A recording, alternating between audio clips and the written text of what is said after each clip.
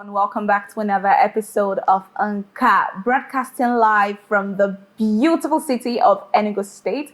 I'm talking about the cool city. We're on DSTV channel 254, Go TV channel 17, and Free TV channel 748. I'm your host, Chinalurumogu Eze. It's Thursday and we're just very close to the weekend. For some people, it's Throwback Thursday, it is Teasy Thursday, or whatever it is they call it. Over here, it is, let's say, Testimony Thursday, right? But no, we're not going to go back to the whole God did it or God did not. But of course, we would recognize the presence of God in whatever we're doing. But today, we're shining the spotlight for people who have testimonies to tell. Talking about testimonies, we're shining the spotlight directly on artistic individuals doing big things, who are creative, living purposeful lives, and deriving pleasure in all they are doing. Today's edition is about a beautiful young lady doing big things in the world of poetry. We'll go on a quick break, and when we come back, I will introduce to you our guest for today's episode of NKA. Don't go anywhere. My name is Chinalurumogu Eze, and like I said, we are sharing testimonies tonight. And when I say testimonies, we're taking it back to, it all started in 1967, or however it is you give testimonies in church. However you do it, we're bringing it today, and we're taking it back to this young lady who has been doing big and interesting things in the world of poetry. She is the definition of art meets science. Do you see that? That's who she is. She is a dental therapy graduate and spoken word poet who advocates for women's rights, the safeguarding of cultural heritage, and social justice through poetry. She has won a couple of spoken word poetry competitions over the years, and it's exciting to have her on our show tonight. I'm talking about no other person than Idoreyin Blessing Ezekiel. Good evening. Good evening. What do you prefer I call you, Idoreyin or Blessing? What does Idoreyin mean? Hope. Hope. What language is that? Akwa Ibom State. Oh, you're from Akwa Ibom? Yeah, I'm from Akwa Ibom State. Have you always lived in Enugu? Not really. Or when did you move into Enugu? 10 years ago. Oh, do you speak Igbo well? Yes, I do actually. Kafagi. Afambu. Okay. I got it. Okay, that's good. Welcome to the show. Thank Blessing. you. Thank you. Welcome to the show. I'm going to be calling you Blessing, Idoreyin, however I feel, depending on the mood. You know, Nigeria is tough. I can even call you Ezekiel. Anyone. It's fine. Okay, thank you so much. So welcome to the show. We're excited about what you're doing. Right, NKA is where we document stories, people like you who are living purposeful lives, diving into what they love doing. And spoken word poetry, you have been doing big things in that sphere over the years. So I don't know, did poetry just find you in the classroom one day and you felt, oh, I can write poems. I should probably continue it. Or how did you stumble on poetry, or how did poetry catch you? I don't know how they used to speak English, but just give us a backstory about how you started up with this. Before I realized I can actually write a poem, it started by, journaling, trying to express myself. Like having a diary? Yeah. Oh. Yes, okay. Actually. So when I write these things down, I just, write them in a very beautiful or different way you get. So it's not like, reading an article. So it's different. It's different actually this time. So it's a part of me. Like writing poetry started by expressing myself. So when I journal about these things, if you bump into it, it's like reading through me, you get. So I really didn't want it to be so open. So I tried metaphors and, all of that, you get. I really didn't know what it was because as a science student, I didn't like literature, you get. And, I do prose, but poetry with the whole, the way it is, like the vocabularies and, the wordplay. I mean, you have to like think to kind of like decode the message in it. So it wasn't really something that interested me. So I honestly would not call what I did poetry. But then while writing, I decided to, you know, do more with it. When I found out that I wrote something, recorded a voice over, and I shared it on my WhatsApp status, and a friend of mine came. It was like therapy for her too. So I decided to, you know, do it not just for me, for other people too. So I started out shy because I really didn't know how, you know, people would perceive it. So it was just a voice over a picture or So a you were video. doing voiceovers for your poems? Yeah. Okay. So and then I started, you know, one day I stumbled on a poem, a spoken word poem, and then that was when I realized, oh, this thing you're doing, it actually has a name, and it was spoken word poetry actually. So wow. So when you knew it had a name, you felt like, okay, let's take this thing seriously. yeah. And that reminds me of something you posted on your social media sometime. You said, shy, introverted, and scared, poetry has saved me from all my insecurities. It has given me the confidence and voice I once believed I didn't have. Tell us a bit about that, because this was the caption you used for, I think it was an International Women's Day post. No, it was World Poetry Day. Oh, dear Lord. Okay. Sorry. Okay. All right. Sure. So you mentioned something that you started out shy. You didn't know if people would like it, but now you've been strong with it. So tell us a bit about that. Okay. While I was journaling, my parent and sibling knew nothing about it. That's the truth. So when I started out shy, like I had a page on Instagram, and I was just leaving notes anonymously, and it's not even my name, so there's actually no way you'd link it back to me, you get. So I just wanted people to just enjoy it and not, you know, look for the owner or anything, you get. So I was shy because, I mean, how do you explain that you just woke up all of a sudden and this is what you choose to do actually? So that was, I was shy. I mean, I was scared I'll get criticized and all of that. I didn't want to take all of that, you get, because if I do, it's actually going to discourage me, you get. But then I found out that poetry is not something you do at leisure. I mean, people do this thing, and aside the money, they are like influential people, you know, they are able to create an impact with, you know, poetry, you get. And I'm like, I can actually do that for myself, you get. I wanted all of it, you get. So I started to identify with the act, and, you know, it wasn't very smooth, because I remember my brother was like, since when? I mean, the question I've been trying, since when? And then, you know, I couldn't explain, and they just laugh about it, you get. But this time around, I was made up, my mind was made up, you get. So I continued with it, and as an introverted person, all of a sudden you start leaving the house, you just have places to go to, and you just can't explain. Since when? Like, you know that in a Nigerian home, you start portraying this thing you're not, they don't know you for, they feel you're you're taking the wrong path and all of that, you get. So, but then it actually changed when I came home with money I won from a contest. So that was like a turning point. Tell me, girl. Your mother be like, so this thing is giving you money. Continue. So they were like, oh wow. I mean, your drama got you money. Drama indeed. Yeah, because I mean, I remember memorizing, trying to like rehearse a poem at home, and I was just reciting it and, you know, trying to like get it stuck.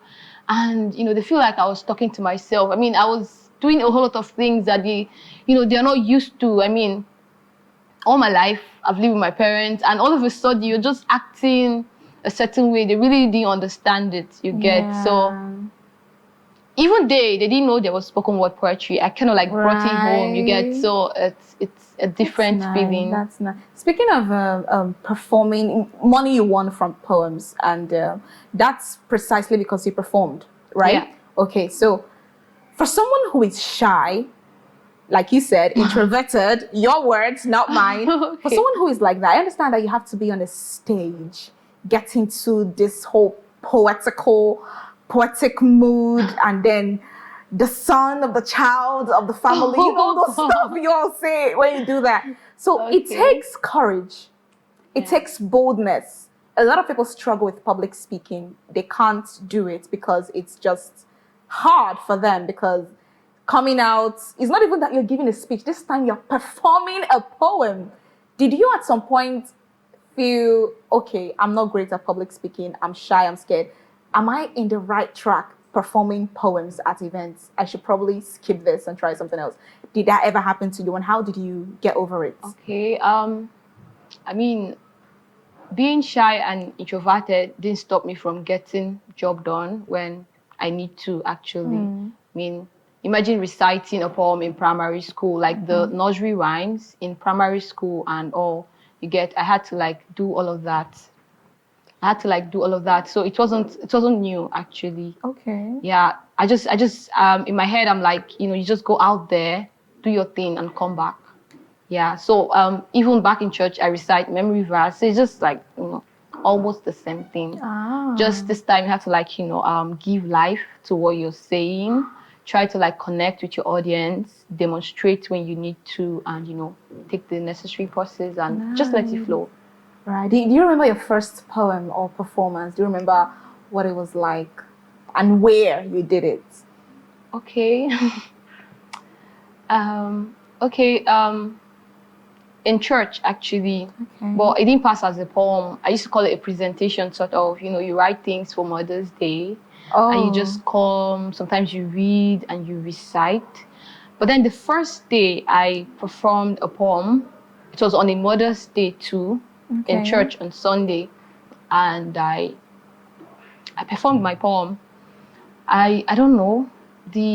I was so nervous that I didn't have to like take in their expression, so I just went out there. You know what they say, just look at one person in the crowd and just talk to that person. So I just picked one person in the crowd that's actually is not distracting me, and I performed my poem and I went down. I was scared. Before I performed that poem, I was like, okay, this time I'm aware that this is what I'm doing. I'm doing spoken word poetry, and this is what I'm doing for Mother's Sunday, Modern Sunday. So I have not done that before. I was like, would people understand what I'm doing? I was scared actually. Mothers who are in their and they really didn't. Old people, may not get the vibe. They understand what I'm doing. I was this close to not doing it, but I just told myself that if I'm actually going to get over this thing, I just had to like do it.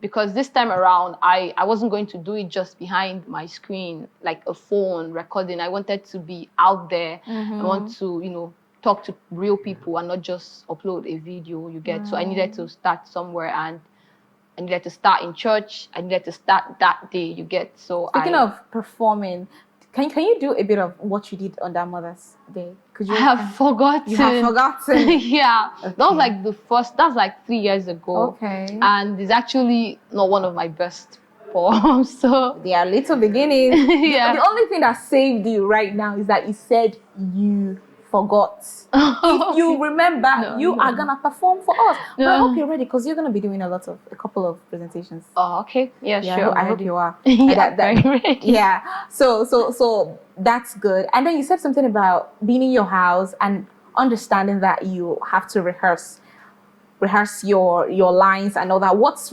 rehearsal like for you? Do you have a particular technique for you to rehearse your lines to get them to stick and all that? What do you do when you forget your line? You have to improvise, some lines just pop up into your head and you use it. Just take us on a trip around that process. Okay, I rehearse my poems like a lot. A mentor, that's Graciano, Sir Graciano Enwero once said that, I know Graciano. you have to you need to keep rehearsing. He mentioned a number that I've forgotten, but you have to rehearse till it's part of you. So you get, so I stand by a mirror, in front of a mirror, and I just keep rehearsing. I just look at my gesture. Does he fit the line? Does he carry the energy I want it to carry? And then I'm just walking around. I'm just saying it without thinking. I mean, if I'm able to recite a poem without, using my head, then I'm good. So I keep rehearsing until I can actually, say the lines without thinking about it. I mean, just like you're singing, you just know the next. Wow. word. Speaking of using your hands, using your body, well, you can't stand. I want to drop something for us. Something. Just give us something to think about. Give us perform. That's the word. Not drop. Just perform something. Okay. Just perform something right Before now. I do that, when I say, I'm not a body, but then I try to like use my tongue. Idoreyin, do you. Simple. Okay. Do you. Yeah. This is your camera. Feel free to. Or you can look at me. I don't know if you love me so much, you can look at me. But Okay. either way. I'm trying to pick a poem, actually. Okay, a very short one. A really short one. Yeah. Think about it. We just want to see you get in that poetic mode. Still thinking? Yeah, still thinking. Okay, take your time. I might just be singing to get you in the mood. Okay. Okay. You have one already? Yeah. Okay, great. Let me introduce you. I know we're on the show. So, ladies and gentlemen, let us welcome Idoreyin Blessing Ezekiel performing. Give me a title for the Homecoming. poem. Okay, performing Homecoming. Let's go. Okay. When your world seems clouded and gray, and your body is just halfway drowning in the pool of your own tears, when your fear is an abyss this close to swallowing you whole, you should remember, you can always come home. You want to be millionaire, yet all you have left is nothing short of a single lifeline.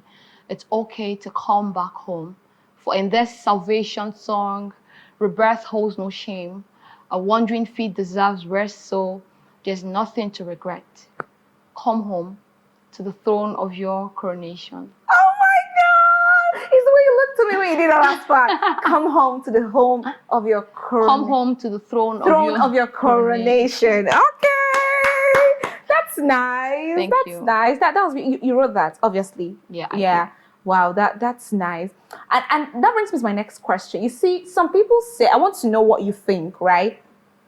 Is there a difference between spoken word poetry and just, I don't know, conventional poems? Because you see, spoken word poets, a lot of people, some of us have listened to them a lot, they tend to just use rhymes a lot. The time for the dime, and that kind of thing. Okay. But then when you read some poetry, some poems rather, you see that it may not really have to focus on rhymes, but the way it uses figures of speech, metaphors, personifications, similes, and all that, right? So is there a difference between, or are they all just the same thing, and you have to tweak spoken word to be more dramatic, if I should use that word? Okay. There are page poems. Okay. And there's like spoken word poetry, and there's performance poetry. Okay. Yeah. Please, by all means, teach us Okay. what those three are on about. You said page poems, spoken word poetry, and performance poetry. Please, yeah. So the page poetry are the ones that written on papers, a book, like a poetry collection. So these ones has depth. You get something. Sometimes you have to like read it over and over again to like really, really process it. It's that way because you have the time to. But then spoken word poetry do not provide you with the time to like. I mean, you just hear the poet say and say this line and it's moving over. So and they tend to even make it so relatable. So you get the message there. You get at the point in a second.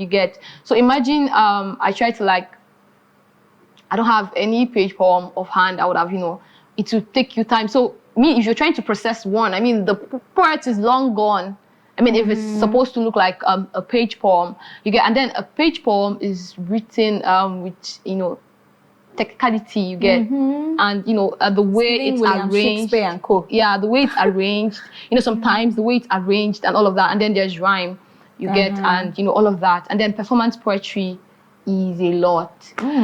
The dance, drum, music, everything. In performance poetry. Yeah, actually, you can decide to play dead, jump. It's like acting. Yes, actually. Wow. So that's like the difference between the three of them.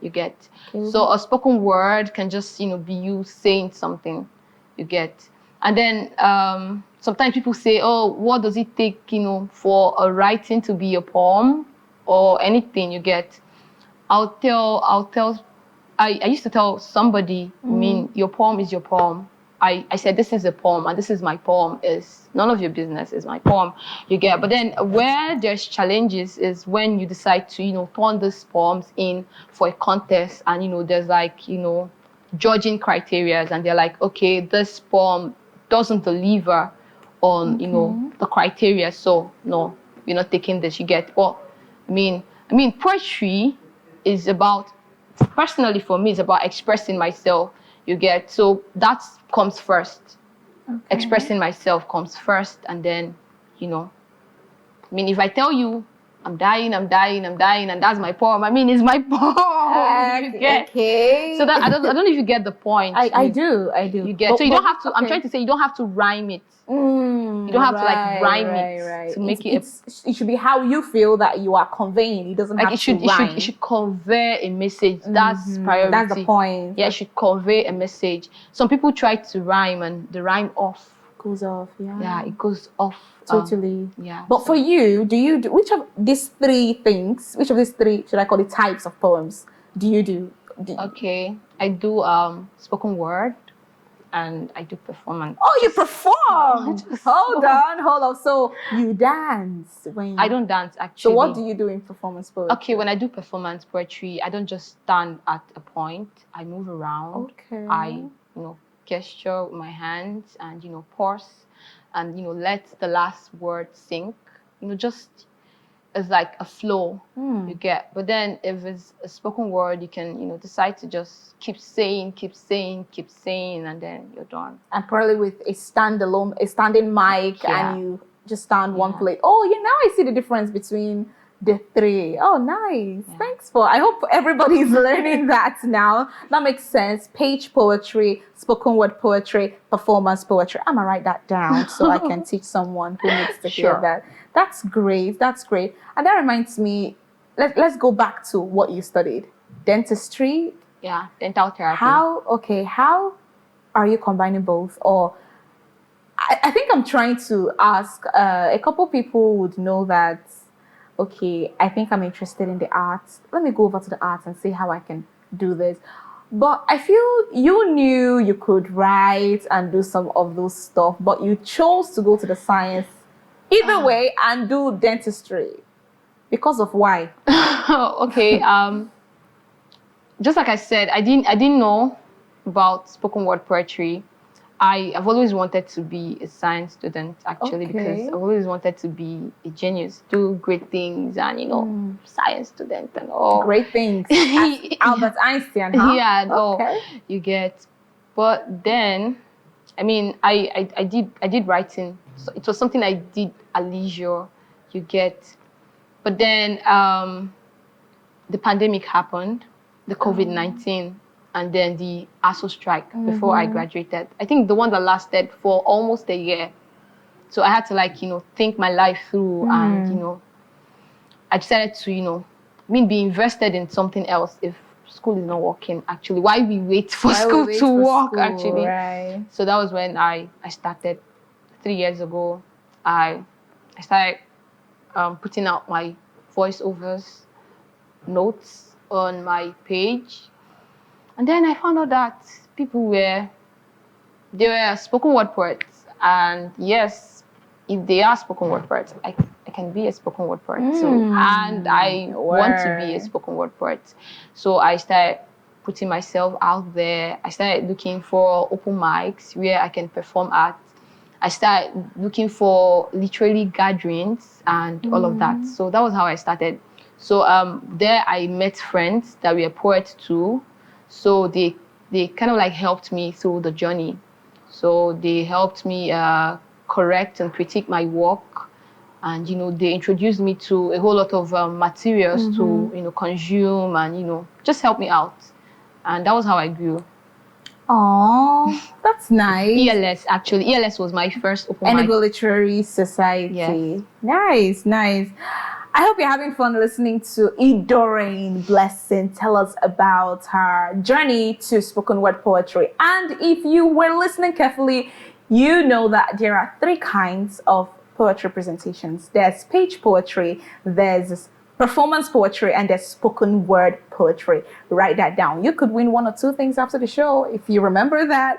We'll go on a quick break, and when we come back, we'll continue the conversation with Idoreyin Blessing Ezekiel.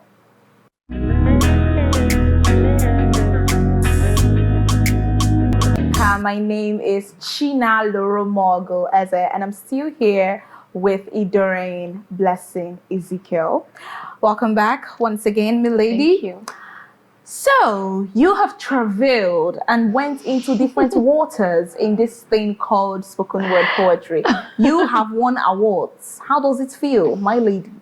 Okay. But let me ask precisely. So let's start from Enugu Literary Society, where you came top 3 in their Poetry Slam 2023, was it? Yeah. Yeah, 2023, you were top 3 for the Poetry Slam. So I understand that. So Poetry Slam, it happens in such a way that maybe even if you have a poem right now that you want to perform, and then you make it to the next stage, so you need to have another poem ready. And if you make it to the next stage, you have to have another poem ready. So when you go for these things, or maybe let's talk about that particular one by Enugu Literary Society.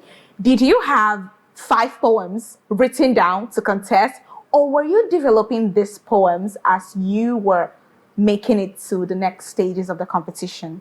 Okay, I had my poems ready. Like how many? 3. Okay, 3. First, second, and then what if they had a 4th one? What would you have done? A 4th round? You start writing. Actually, that was my first slam, so I really didn't think of it. Okay. Yeah, but now it's necessary you do. Actually, just maybe your scores are clashing with another person's own, and you're like, okay, let's get a winner. We must get a winner, and you're called upon to like perform a 4th poem. So I learned that now, but then I didn't know. I had 3 poems, and then I had them arranged. Oh, this is where I'll start with, and the last one is the banger poem. But then it turned out that for the first minute, when the slam master read the rules for the slam, the first poem was supposed to be 3 minutes, the second 2, the third 2. The luck I had was I have this thing of timing my poems, know how long they are. I just enjoy doing it. It's not something I did for caution's sake, but then it kind of like helped me there, because I found out that the poem I was supposed to use for the last round, that's if I'm fortunate to get to the last round, yeah, I found out that it was longer, so I had to like switch it to the first, because it's actually only the first round was 3 minutes. So I did that. And then I met great poets that day. I was so scared. And then the winning meant so much to me, because in my head, I knew that if I am able to win a prize there, I'll have something to show for it. Yeah. You get? So it meant so much to me, actually. You get? I remember I had an exam that day. I actually came from school. And then this happened like I think a year into putting in everything for poetry's sake, actually. And sometimes I get grounded for coming back late and all of that, and I don't know how to explain these things. And this was just proof that at least I'm not outside. It's working, and you're doing well. Yeah, so it meant a lot to me. I met really great poets that I am in touch with, and I've learned a lot from them now. I was scared, but then I came out top 3. Do you remember the poem that got you in the top 3 position? Oh, that poem. That poem was actually my everything. There was this day I was so tired, because it was more like I was putting in everything for this art, and it's not paying off, actually. Okay, the thing is, when I decided to do spoken word poetry, I found out that there was actually a whole lot of things I needed to improve on. You get? So I keep on. I kind of like I joined poetry classes too. I pay for poetry classes, and then I tried to. I was a member of this community that we have this slaughterhouse every I think every Thursday night, where you just submit a random poem and have like a poet, a really good poet, you know, criticize and make corrections. And it's called Slaughterhouse because it's really blunt. You guys critique everything to the core. To the core, yeah. So each time I turn in my poems, oh God, my heart is always broken. I'm like, who wrote this poem? This is, yeah. And then I had mentors too. And, you know, my mentor, he said, you don't have to put your work out there. You're just starting. I mean, you don't need anybody to crush your confidence. I mean, you're just trying to build it. You get, that's why I say, it depends on what you want, actually. I'm not saying if you want to be a great poet, you don't have to work towards it, but you should know when, you know, the cost, what it costs you, you get. Because, I mean, from what I got there, if I stopped, maybe I wouldn't be where I am today, you get. I cried a lot. I read a lot, actually, you get. So it was... But that poem that puts you in top 3 was me, you know... Was it reviewed at the Slaughterhouse? No, it wasn't. Okay. It wasn't. So this poem was, you know, about all of my experiences. I was so tired. So I had it, yeah. Yeah. Okay. Yes. So I need you to, if you know how you poured your emotions into doing it on that day at Enugu Literary Society. I really don't remember the poem, but then I remember the last line. What did the last line say? The last line said, okay. I mean, it had this thing of, you know, how I started poetry for just expressing myself, and then I have to like put in so much to, you know, craft it to be like a dope poem, and then I turn it in for contests, and, you know, I get rejection mails, and, you know, all of that is so disheartening, you get. So that was really what the poem highlighted, you get. So at the end, I was like, yes, you know, they keep rejecting my poems, but I'm turning in another one on this stage, and I don't care if you take it. Edit it like that? Yeah, I was like, wow. I don't know if this poem comes back to me alive, but before I leave, I don't really know, but I mean, allow me to pay homage to this one before it eventually dies. Wow, I love how you crafted that. Wait, let's take it again. Even if you do not remember the exact words. Do you remember the exact words for the last line? Not really. Because I love what I just heard. Okay. Say it again, say it again. Okay, I think I said, yet here. That's after I'm saying, oh, I turned in so many poems and they come back as rejection mail. And they say, oh, I'm sorry, your poem didn't make it to blah, blah, blah. Am I supposed to feel good about that? I mean, you just shot me on the head and you're telling me I should feel good about that, you get. But then the thing is, I'm sending in another one and it just might not come back alive. So before I leave, allow me to pay condolence to this one. Oh my God. Because these two might not survive. Allow me to pay condolence to this one because this too might not survive. Then you insert drops mic. Oh my God! I didn't see it like that. Yes! That's exactly what happened. Then when you say, allow me to pay whatever to this one, just drop the mic. Waltz out of the stage. It's not even walk, you just waltz and twirl out of the stage. And then a round of applause. I love that ending. Yeah, I love that ending. And I think that's what anybody, I feel, anybody who has, who is a poet or trying to be a poet, especially if you want to break into performance poetry, something you should be particular about is your endings. Your endings. Your endings have to bang. It's just like intros and outros are important in speeches. Same way in poetry. Yeah. Because if you're sounding boring when you started, I'm not sure I'll listen to you to the end. Sure. So if you hold me from the beginning and then you're explaining the middle and then you leave a magnificent, an outstanding ending, I'm gonna marry you. I will marry you eventually. Well done, Idoreyin. Well done. What about the one you did for Ozoemena Narrative something? That's competition. Oh, okay. Yeah, tell us a bit about that. It was about the top 3 too. It came top 3 or top 5? Top 3. Top 3. Okay. Tell us about that too. It was about the war. The war? Biafran war, yes. Oh. Yeah, so... that sounds like it was geared towards the Nigerian Biafra civil war. Yeah. The entire... Okay. So, that poem, it was personal to you. Yeah, because... As a Nigerian? Yeah, and my grandma, she experienced the war. Oh, dear. Yeah. she experienced the war. So she used to tell me about her experiences, and I had to like put her story into the poem. Oh. Yeah. Do you remember what you said? What you wrote down? Could you share something? Do you remember? How many categories? How many stages was the competition? Okay. I think it was one. Oh, one. Yeah, just so one. one. So do you remember the poem you delivered?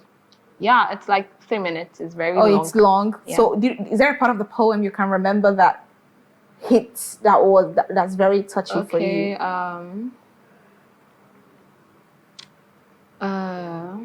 Okay, I'll just take the first 3 verses. Is that okay? Sure. Okay. Nothing wrenches my grandmother's heart like the storm that swept through our land unannounced, rolled towns into joints, and smoked our cities out. There was a blood feast in the east. Vultures mount VVIP seats, dining on our fields, feeding on our people and corpses. In this poem, my grandmother spits the truth from her mouth before it burns out her chest. Hands clutched onto her staff, she allows her mind to uncover the moment. Like a wound pulled off its scar, there's no healing here. The memories are archived through these lines, engraved in our hearts, because nothing can erode the scars. Trapped amidst anguish and pain, she tells a story of a country divided into two. Tales of Biafra, the land of a once rising sun. In this poem, she does not forget the apocalypse of her time, the doomed children looted of their dreams, boys pushed to war only with a song leaking from their lips, sticks on their hands and hope striped around their souls, girls ripped of their innocence before they could bloom, men disassembled of their integrities, properties and funds, kaboom, kaboom. This is no thunder sound. It could either be guns or the Ogbunigwe, parting bodies like Moses, parting the Red Sea.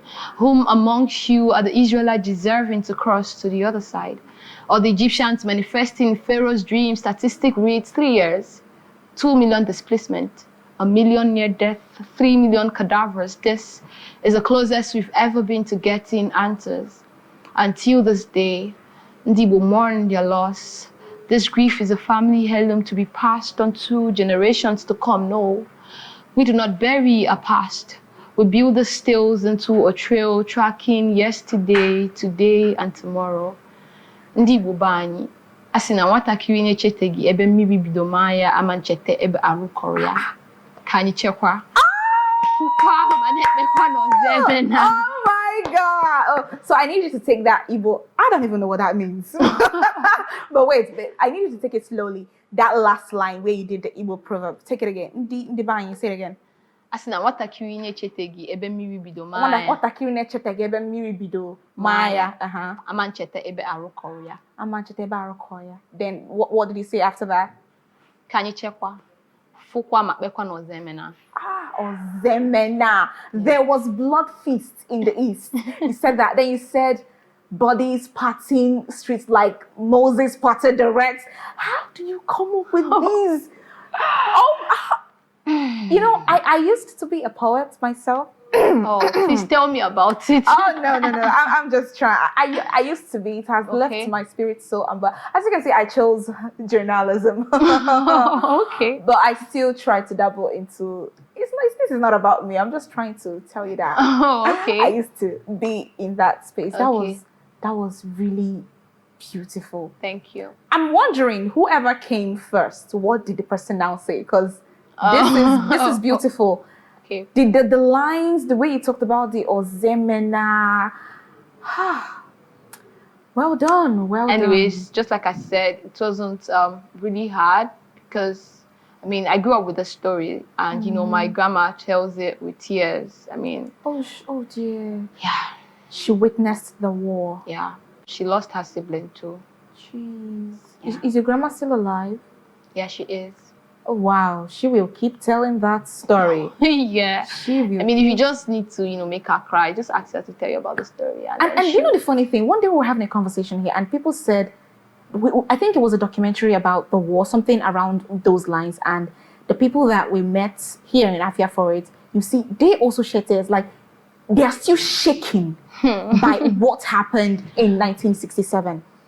They are still shaken by it. So I can understand if you're I actually teared up a little. I teared up a little when you started with the whole, oh my God, you got me there. You got me there. Big girls don't cry. Stop that. Stop that. Don't do that to me. Don't do that. But thank you. Well done. Yeah, thank you. And what about other, I think there was another contest you won. Oh God. What? Yeah. Okay, yeah. I mean, couple others. Just others. Very small. We want to be like you when we grow up. We really, really, really want to. Please don't make me drag you. You know what? Okay. Please don't make me drag you. Okay. Okay, Idoreyin, no problem. I know what you're getting at, but it's okay. So, but for me and for everybody watching, I think I'd like to know how you deal with creative block. You want to write a poem. How do you get back in? How do you get yourself to be in the mood and draft something? Is there something you draw inspiration from? Do you have a muse? So how do you handle all of that? Tell us about it. Okay, sometimes I watch other poets perform. Okay. I mean, on stage, on social media, just go through their accounts, watch a couple of their videos, especially the one related to what you're trying to write. Yeah. Then you can actually read, because as a creative, you can't actually, give what you don't have. So I think first you need to make sure that you know what you want to write about. You know something about what you want to write about, because you can't just start writing cluelessly. Yeah. It wouldn't make sense. So you read. I read. I mean, about the theme, or if it's a specific topic, I try to read about them. And sometimes it takes weeks, months. I mean, even for you to get back to even complete a poem. Oh, weeks. Yeah, to complete a poem, you get as the inspiration comes. Yeah, so that's nice. That's nice. I hope you enjoy the beautiful rendition done by Idoreyin Blessing Ezekiel. She drafted that poem for what happened in 1967, the Nigerian Biafra Civil War, and it did touch my heart. I hope you're thinking of drafting something maybe about the economic situation in the country. I'd like to read from you. We'll go on a quick break, and when we come back, we will wrap up this conversation. See you in a bit.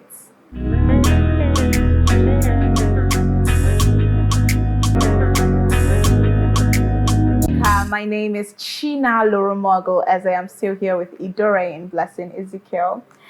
Bleble, you have done well.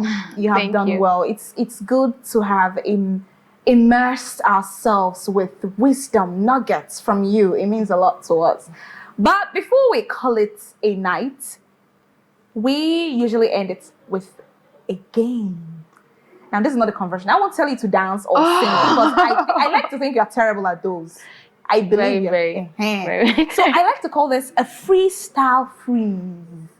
So I'm going to give you a line. You complete it with something poetic. Oh, do you understand? Okay. So I can say, the pencil in my bag, complete it with something poetic. That's the game. Are you ready? Okay. Are you ready? I'm ready. Okay, let's do this. So complete these sentences with a creative line. I carry silence like the sky. Okay, I carry silence like the sky. Oh yeah, the sky sometimes is carries rain, and it gets gloomy when it wants to rain. Okay. The moon watched me as I smile. Okay, you give me one line, but it's okay. Okay, my voice is a thunder. Okay. Enugu is the sound of the ego. Okay. Ego nahok be sorry. Ego ebe, right? Yeah. Okay. Ego. Sometimes love feels like wearing your heart on your sleeve. Sometimes love feels like wearing your heart on your sleeve. Okay. If I could write my pain in color, it would be all the colors: red, blue, green. A poet is just a poet is everything, not just. I was going to say a poet is a dangerous animal. A poet is a dangerous animal, right? So thank you so much, Blessing. Thank you. I don't know, can you give me a poetic lines with these words? Something on love. Take your time. Okay. Something on love. This is your camera, so we can wrap this whole game segment up. So maybe a 4-liner on love. Okay. Or 3-liner. You know what? Do you, but do not exceed 5 lines Okay. on love. You ready?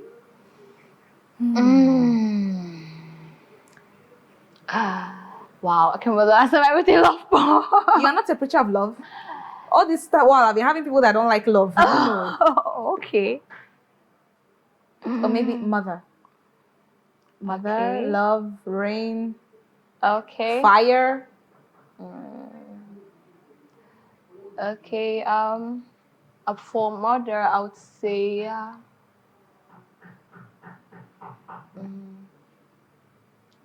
Oh God. I mean, I'm trying to. Okay, a 2-liner, 1-liner, just something that we would say goodbye to our friends watching us this evening. Okay. Okay. Life is a present I love to uncover with a prayer.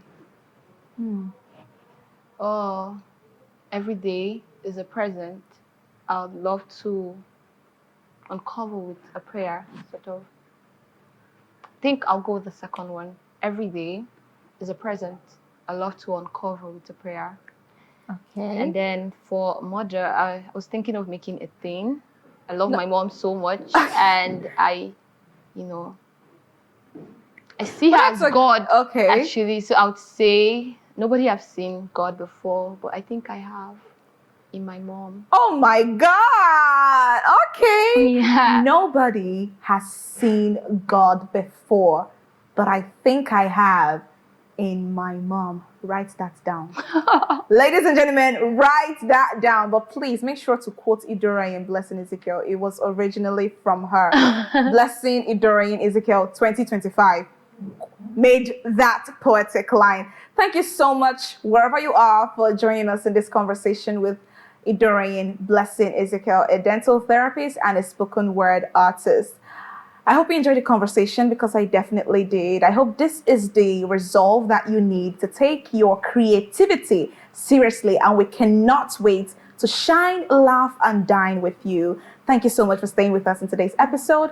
I will see you next time. My name is Chinalurumogu Eze. Bye.